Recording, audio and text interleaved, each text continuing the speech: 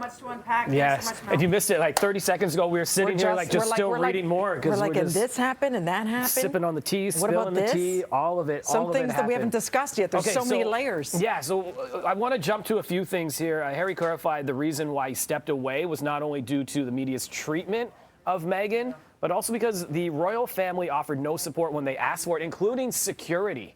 So it was this time last year, of course, right at the beginning of the pandemic, they were living in Canada, right? But everybody knew, he said, you know, thanks to the tabloids in Britain, everyone knew where we were. And then they told us that they were removing our security. And Meghan said, you know, she even wrote letters to everybody back at home saying, okay, if you want to not have security for myself and baby Archie, we get it. But Harry has had security from the royal family his entire life, and they were removing that as well. So he said, for the safety of my family, I needed to go somewhere else. They actually moved to LA and stayed at Tyler Perry's house for 3 months before they got their own place. And that we knew about, but, you know, and Tyler Perry provided the security for them as well.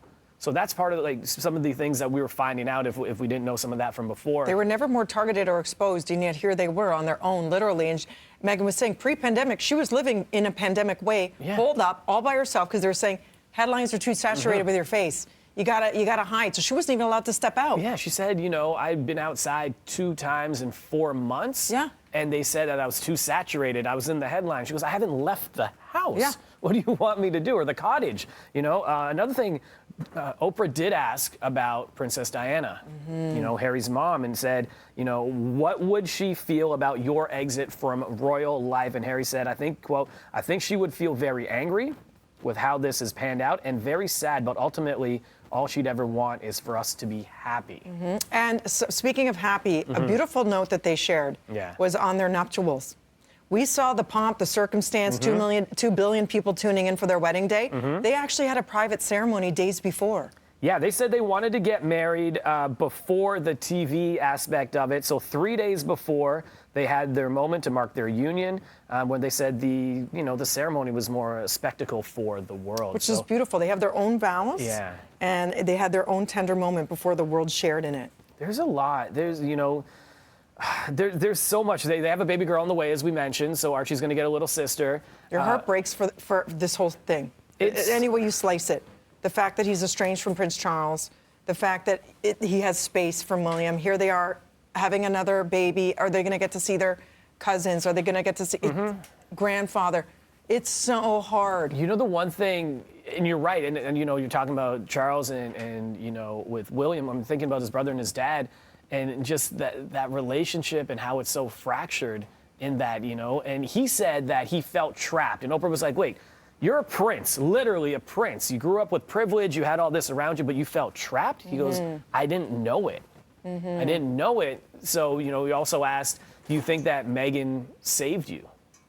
And he said, yeah, without a doubt. And, you know, Meghan turned it around and said, he saved all of us. He saved our family. What are they all talking about this morning, and what will they do here on out? How do you ignore this? How do you continue with a no comment, continue business as usual at this point? You don't. You have to. There has to be some sort of comment. You know, Sid mentioned it earlier when we chatted about it.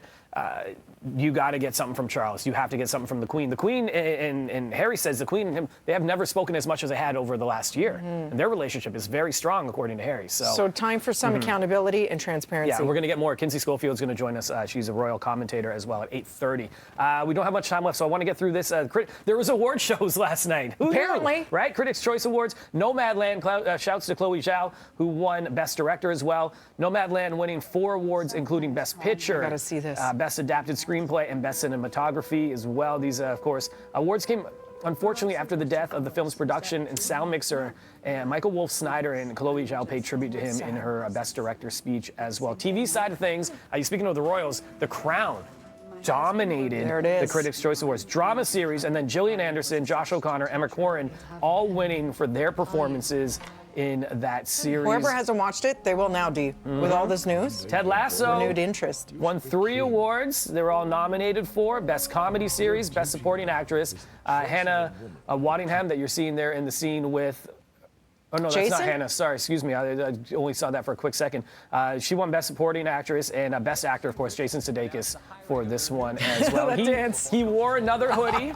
He wore another hoodie to the awards. So many of the hoodies. last one. Yeah, and he thanked Olivia Wilde, his ex, and Daisy and Otis, his 2 kids.